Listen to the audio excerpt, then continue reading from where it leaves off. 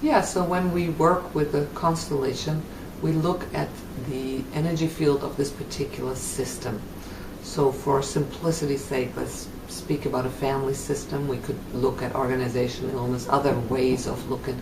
But if we look at a family system, we actually put ourselves at service to this whole system. And we get to see what role each person is playing in that system.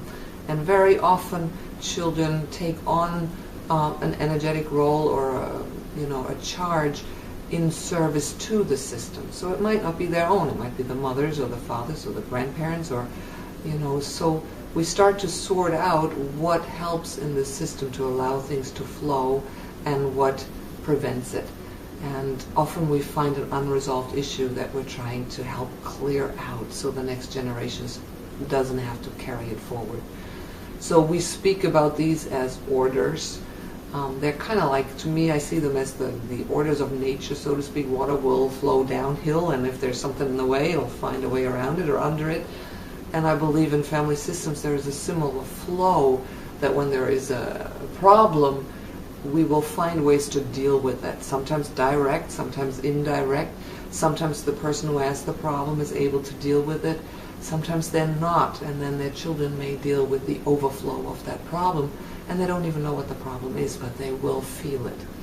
So we look at this whole system and we try to work through what might get in the way of love's flow. This work actually was developed by a man, Bert Hellinger, who was a German psychologist, and he worked for many years with the Zulus in Africa. So there is this tribal knowledge that is coming into this work that I believe came from some of his years there, as well as, of course, all his other training.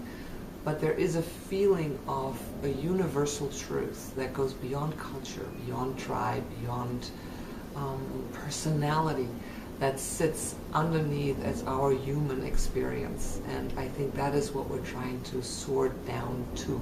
Of course, it looks different in different cultures.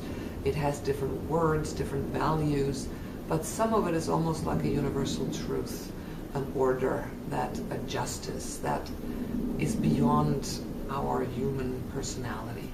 So if there's an injustice done, there will be a ripple effect, and it won't go away.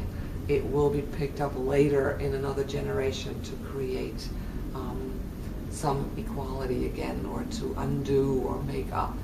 And that's the exciting piece, that is really moving through, and sometimes many generations. It's not that simple that you say, oh, here's the injustice and here's the makeup. It can take generations, but it seems to work that way.